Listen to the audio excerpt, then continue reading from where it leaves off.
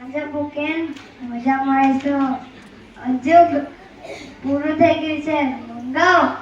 કોણ મંગાવે? ટિકિટ મંગાવ. મારા પાસે પૈસા નથી. આરુષ મંગાવે છે. આરુષ ને ભૂપેશ રુદ્ર જાણે. મારા પાસે તો પૈસા નથી. આ રુદ્ર જ મંગાવે છે. મારા પાસે પણ પૈસા નથી. રુદ્ર ભાઈ તમે મંગાવી બીડી ને દારૂ મંગાવો ને. આપણે ભાઈ ફોન કરો.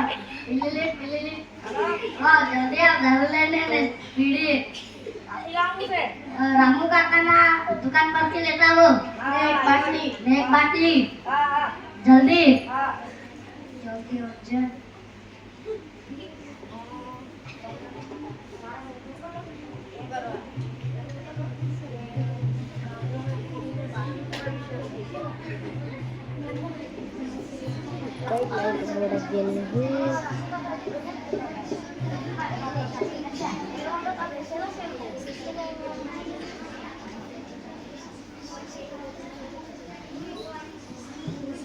ચાલ આપણે જતા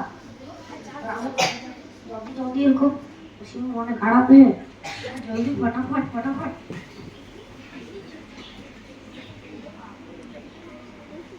લે તમારા વાળું કેટલા રૂપિયા થયા? 500 આ તો મેં કાચી લાવો હોય તો કે પહેલા આ સિગરેટ વાળશે તો મને નહીં કહેવાય. અરે કેમ ને નહીં કહેવાય. કેવો ને અમે બી કહેવો. તમે ફોન કરો મેં લઈ આવ્યા જ કે સારો તમે જતો શું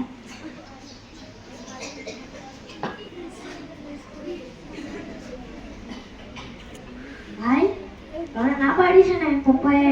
તું ચૂપચાપ રહી દે અમને પીવા દે. પપ્પાને શું ખબર પડશે? પપ્પાએ ના પાડી છે. મેં કહી દેવા પપ્પાને. તું હજુ પહેલા પાસે હજુ તને સમજ નથી પડતી હે? અમે અહીંયા પીતા છે. પપ્પા આવું કરવાનું બંધ કરી દે ભાઈ. તું ચૂપચાપ રહે.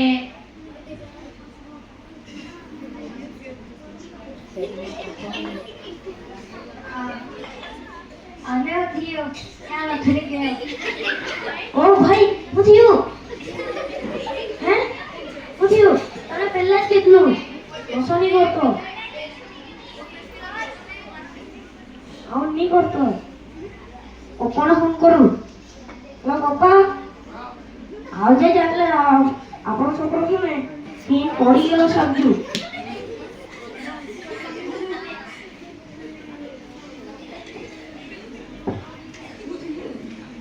પપ્પા ડોક્ટરને ફોન કરો. હાલો ડોક્ટર જલ્દી આવો અહીંયા હું છું.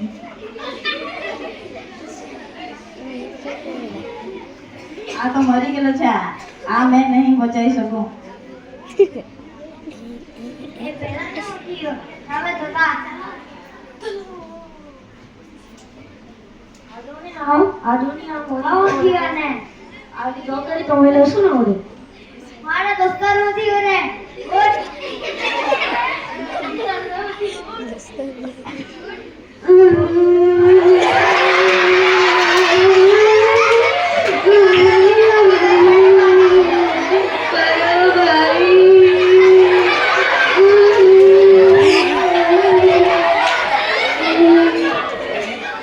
આ વાર્તા પરથી આપણને બોધ પાડવામાં આવે છે કે કોઈ દિવસ નશો કે કોઈ દિવસ વ્યસન કરવું જોઈએ નહીં.